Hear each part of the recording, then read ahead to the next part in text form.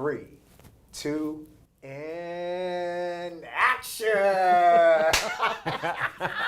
We are still the hottest show on the planet. We're back. The boys are back in town. Oh boy! See, I'm styling and profiling. I'm styling and profiling. Got my shades on because we got a lot of stars in the house. You know what I mean? We got some superstars in the house. Look at you! This is what we do. You know what I'm saying?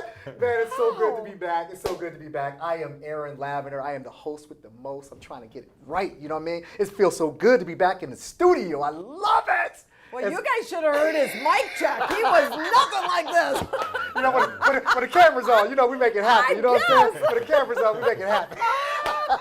No, again, we're so honored to be here. You know, we're IC Grade with Class with the coalition now. We want to give a huge shout out to River Raisin Crossroads. We're now partners in making the show happen. And we're just so honored to be a part of this program. We're going to give you incredible content. We're super excited about this show and other shows to come. Again, Barack, I'm going to pass it to you, my brother. How do you feel, my man? Man, I feel great. I don't think I feel as great as you do. I feel great. You know what I mean? It's hard to come up to that level. I know. I'm about a 7. He's like 10 plus. Right. You know what I mean? At least 12. But it's great. It's great to be back. It's great to be back. Man. It's been a long time, and to come back and have our first guest. As the former Miss America. But let me introduce her how I introduced her. Please do. At the last event I was at. She walked in and I was like, oh, ladies and gentlemen. I said, we have the most beautiful, elegant, special, greatest Miss America that has ever existed. And we call her KAYE, LANI, RAFKO-WILSON McCart.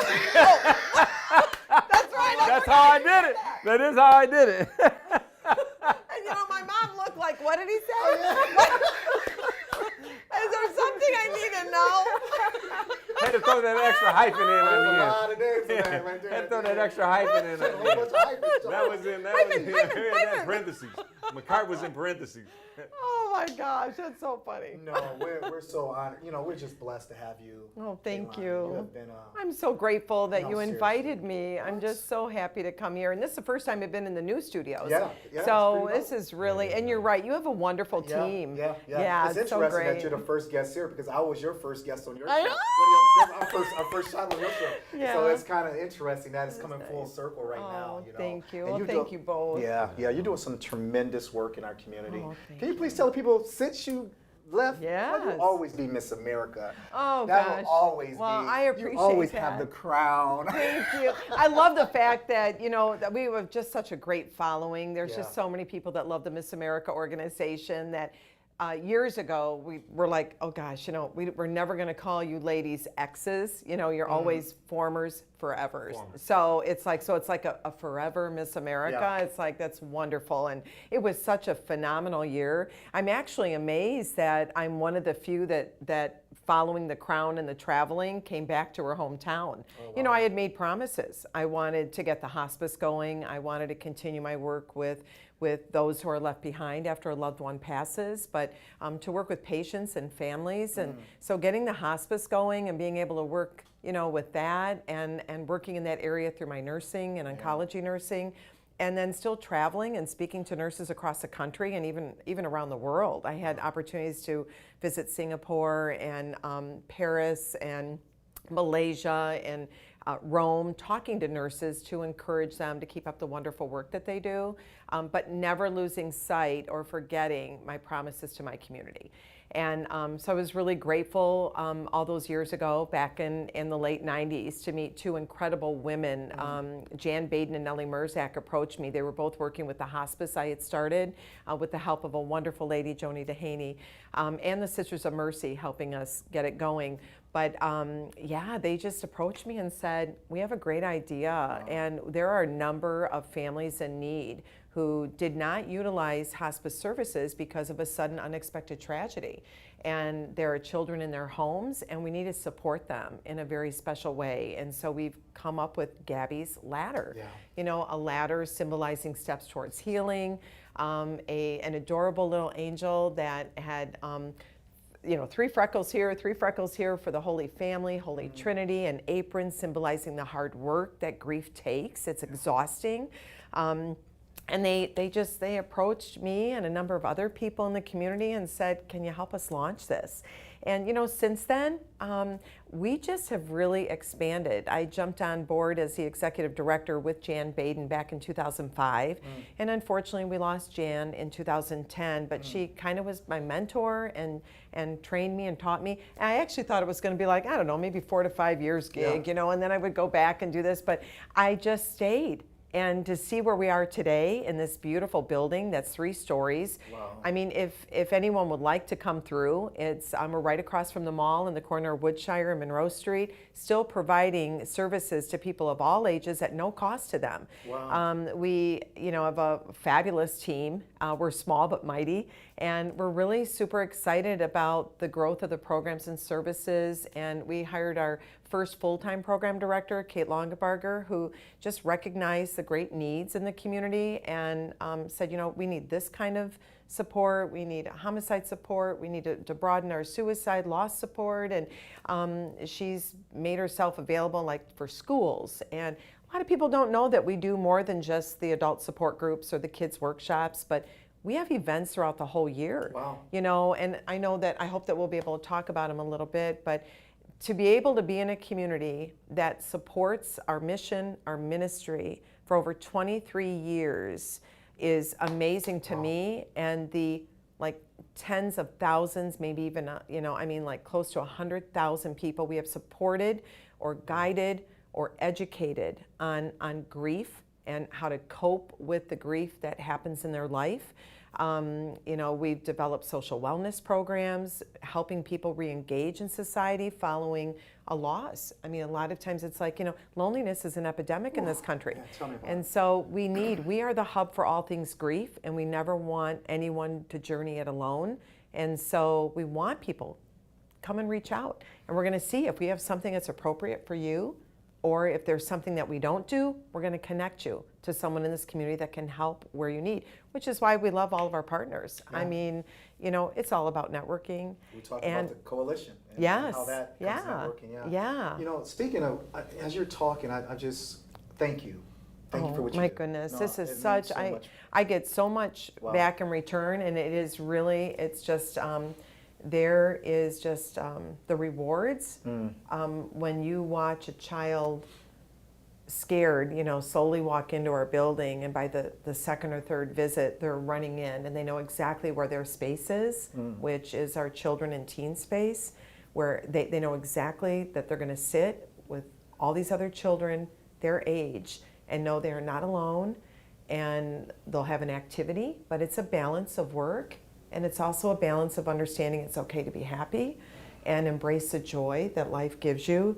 So we work really hard at that, providing opportunities for the work in grief, which takes a lot of work, but also that it's okay to embrace joy and have fun too. So it's a really nice balance.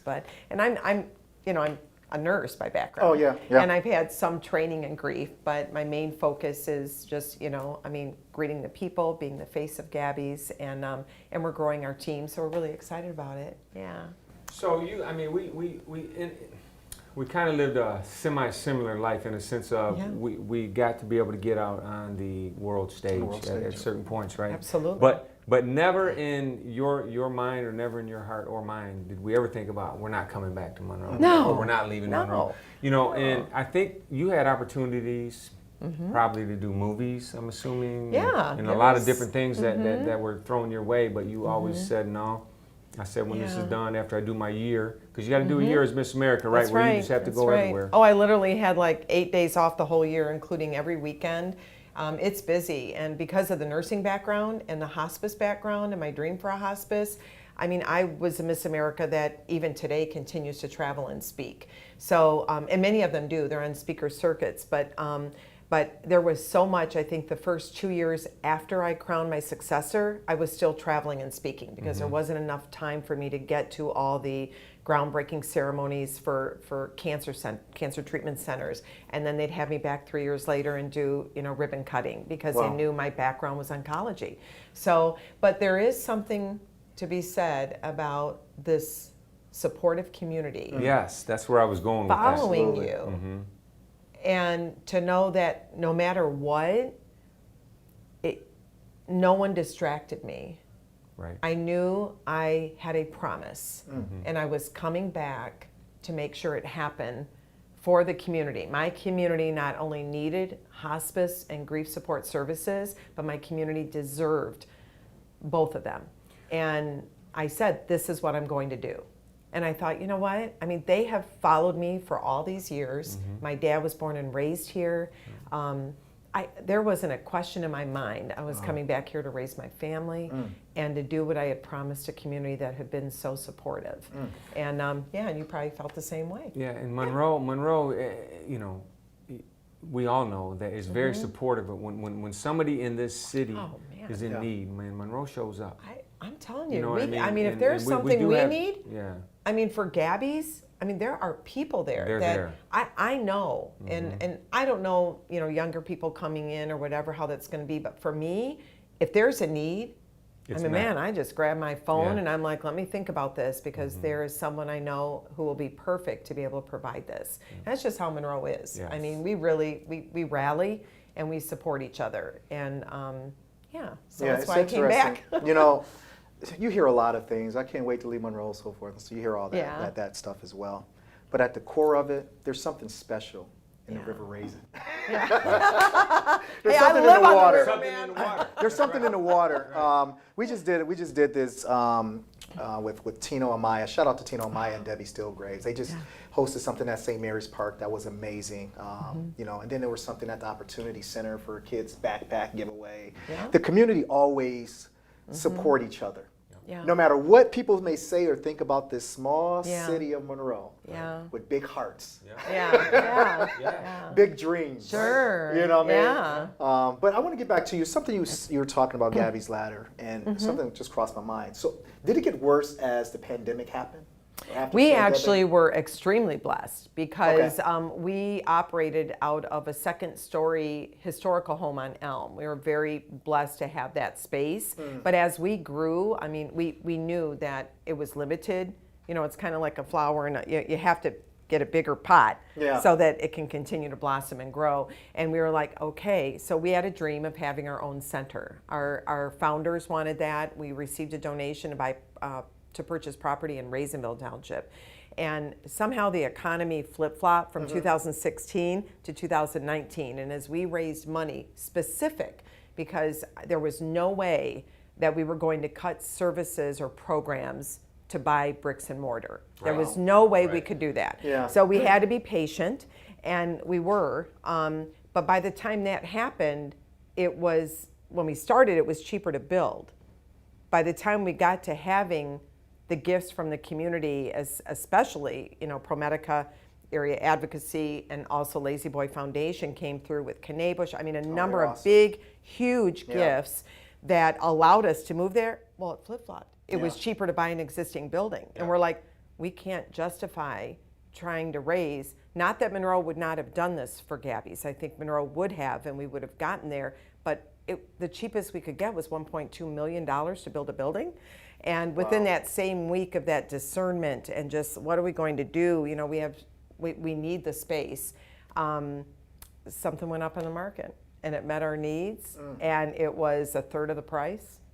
And I talked to my main donors and they said, we'll buy it for you guys, because it was cheaper. And even one of our donors said, you don't need all of our gift for you're not building. I said, no, I don't. And they were so generous to say, let us hold it. And when you're ready to renovate the basement for your kids in your teen area and the upstairs loft, we'll be there for you. So we were like, okay. And then 2 years later, we renovated and moved back in 22. Wow. So we have 3 floors, but you walk through there and even the company we purchased it from left behind filing cabinets, bookcases, desks, chairs, just to give gifts back to Gabby's. They were out of Bowling Green, Ohio, but they're like, we're going to leave all this stuff. They left big, large manila envelopes and folders and hanging I mean, everything you can imagine. And I just love the fact that when you walk in our building, I mean, everything is like donated. And it's just so great. That goes right full circle back to what we started the conversation. Yes. Right? Absolutely. Monroe is just there. Yes. Yes, The city and will. it's lovely. And we did have to do like fix our ramp. It didn't meet code because it was like grandfathered in with the previous owners. But people people came and they showed up and they did this. And they didn't do it. I mean, it's so funny because people say, whatever you need, Kaylani, and I always stop and I go, oh, this isn't for me. And they quickly are like, yeah, whatever our grieving community needs. And I said, that's right, because this isn't for me. I need you to help the people who are hurting. I need you to help the people who are hurting. So the timing of getting that building, we moved in September of 19. COVID hit in 20. We would not have been able to service in the other place we were in. We would not have been able to complete the construction because of all the costs going up. You can't tell me that it was definitely divine intervention. And I'm like going, what? So, and that, the building we're in, Aaron, it's created like a circle. You walk in the front door, reception is here, family waiting room here. You could move people here. We could partition off and keep all the social distancing.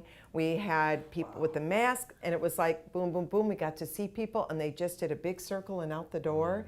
That we would never have been able to do that in the smaller space. We would have had to close our doors. And if we had broke ground in the fall of 19, we probably would not have been finished. They were estimating it would be done like probably in August the next year.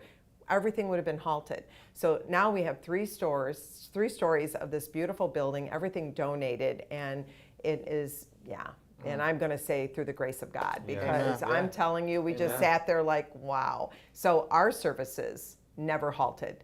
Nobody ever went without if they were in need, and so many grief centers did have to shut down. A lot of our resource programs here had to close because of all the restrictions, and we were very blessed that we had this huge building and we could route the people to be safe and stay healthy and still serve. See, grief never stops. No. Doesn't matter what goes well, especially on. with that. I mean, We've seen, increased, you know, I'm sure. And we were blessed to get another donation about 1.5 years ago, and it was to do a study. And I think this is really important for our viewers to be able to listen, because this is really profound. When our team and our board talks to people about giving to this program, again, we are at no cost to the people who walk in, but there is a cost involved.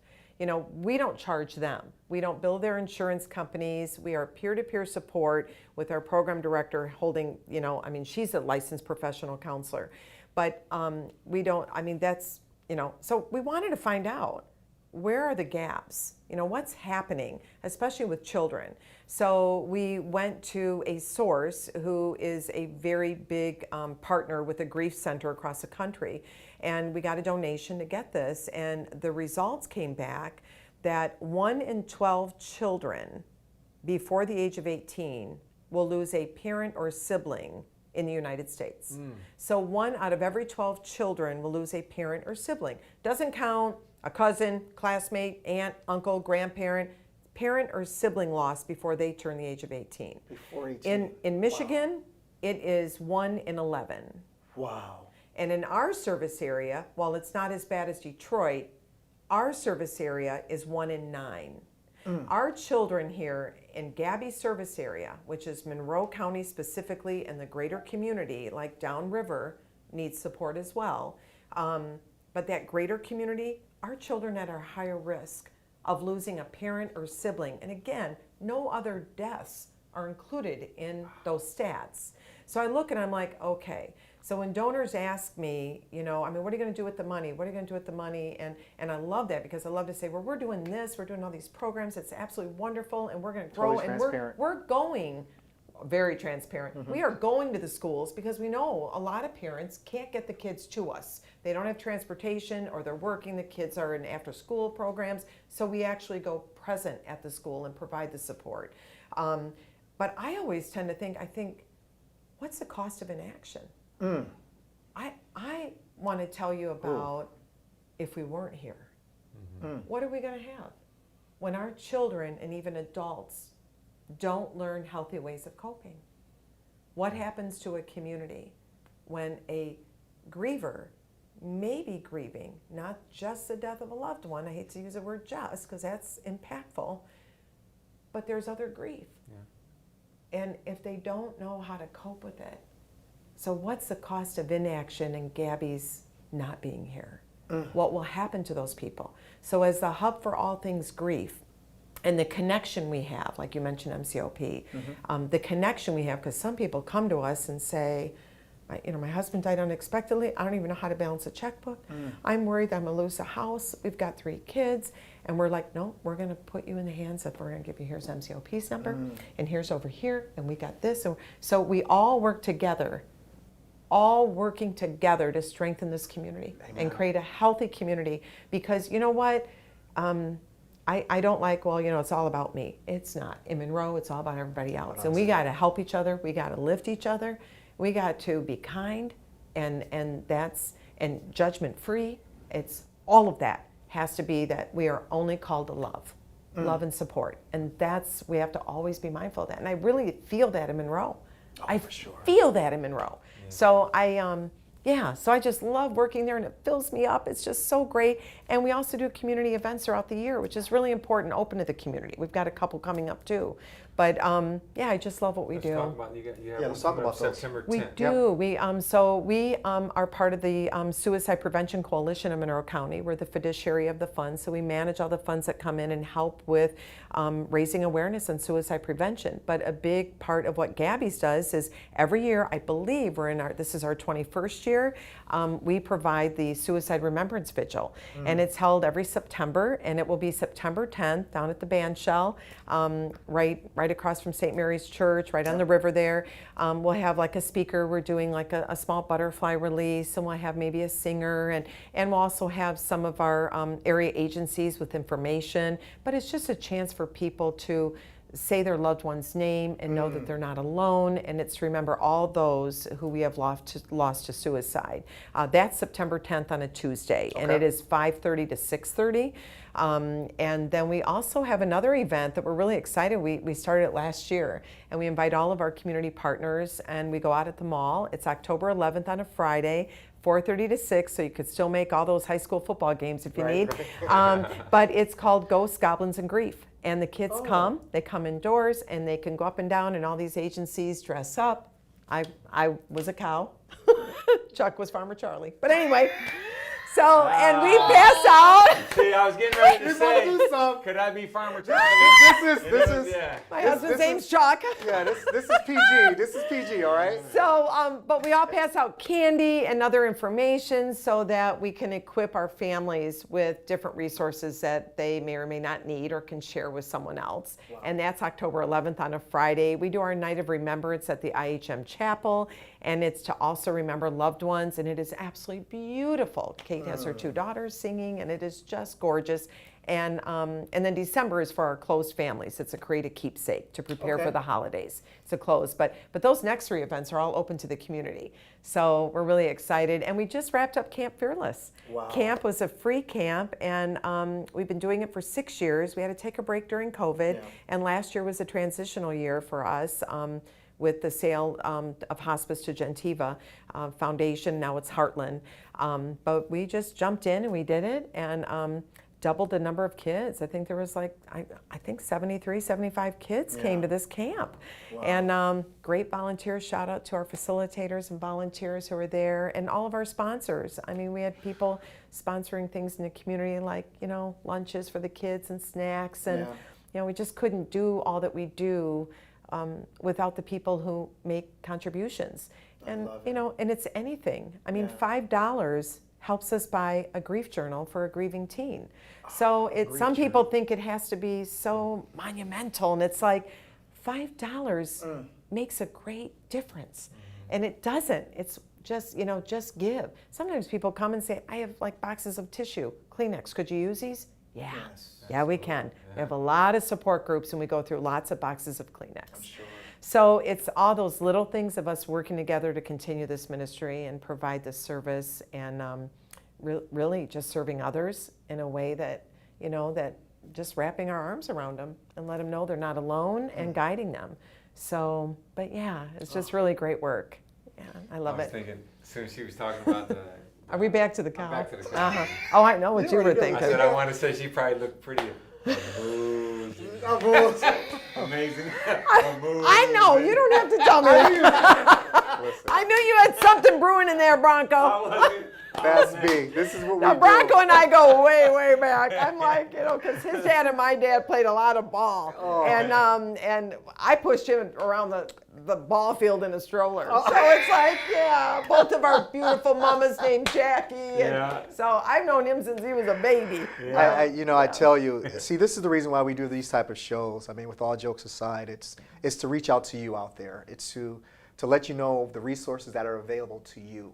And this is the reason why we started IC Great with Class, to get that out there into the public, to again, bring more people in, to put our arms around you, to let you know that you're not alone. We're here for you. And whatever's going on in our community, and if you got something that's going on in our community that you want to get out to the community, please let us know, because we're here to help. And we're so thankful for Gabby's Ladder and what you do.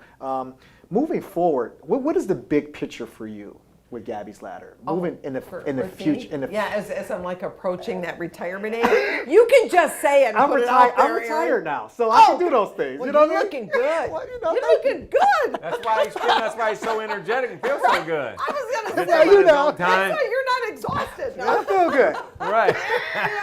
So Exactly. as a mother, as a grandmother, I'm grandma to Sweet Ivy, who turned 4 this week. All right. And then my daughter, that's my son Nick's daughter, and then my daughter Alana just had a little one. She's 2.5 months old, and and her name is Savannah Ray. My mom's Jacqueline Ray. I'm Kaylani Ray, Alana Ray, Savannah Ray. 4 generations there. So I'm not sure. I think I'll always be a part of it, but I'm sure there will be some transition and shifting. Like I said, I really thought I'd be there 4 years, and here we are. Almost 20 years later in this, and being the face of Gabby's, I mean, I think, the team is so amazing that whether I'm there or not, the work is being done, the service is being done, and the philosophy and the mission and the shared mission and ministry. But I'll always be a part of it. I'm not going to be able to just say, oh, adios, people. But I just turned 61 on Monday. Happy birthday to the K! Oh, thank you. Absolutely, But we'll probably stay right in that same spot. I mean, we're growing our outdoor component, which is really wonderful, and that aligns with a special grief center. We'll have a couple little things that we're going to add on this beautiful piece of property that we have. Nice. I know Kate's talked about a memory garden, and I want to be a part of all of that, So I don't know. We'll see what happens, but I'm really excited. I won't be far. About the future of Gabby, like the future of Gabby. Even if you're not there, what do you see the big picture for Gabby? You only got about 2 minutes to go. But what do you see the future of Gabby being? Oh, just constantly growing our team, constantly growing and getting the grants to continue the work we're doing so that we can maintain that this service is at no cost. Right. I mean, blessed are those who mourn, for they shall be comforted. And I just really am a firm believer that I'm like, we need to continue being able to provide this. So more grants, more opportunities for growth, and being able to grow our team to help more and more people, because they're out there and they deserve the support. But I can't imagine, like, if you mean like another location. No, I'm just And Aaron, I do know that Lenawee County, I've always dreamed of just being able to have another, because there's a lot of people that come to us from Tecumseh and Adrian, and so I'd love to be able to see like a satellite program wherever there's a gap in service. But we're only in Monroe. A lot of people think we're other places. Like, no, we were called to open up here and serve the community of Monroe. And while we don't deny anyone, I mean, there are people that drive to us. We won't deny anyone, but we certainly strive to connect them with a local grief center so they don't have to drive 45 minutes to us. So I don't know. I'd like to see us be able to grow our team and continue the wonderful, service that we provide to Monroe. Before we get out of here, we got about 50 seconds to go. How can people out there help Gabby's Ladder? Well, I mentioned earlier, I mean, any donation is extremely helpful, but most importantly, I want to share, if you or someone you know is in need of grief support, I want you to give us a call, 734-242-8773. We're located right on the corner of Monroe Street, across from the mall, Monroe Street and Woodshire Court. But just give us a call, and please follow us on Facebook. You'll have a listing of all of our programs and services and how to reach us. So remember, if it's you or even someone you know, and if it's something we can't help with, we'll make sure that we connect you with someone who can. Guys, that's the great LANI RAFKO. Yes. Oh, thank you. Thank you. Thank you. God Thank bless you both. And we're back. Peace. One love. I love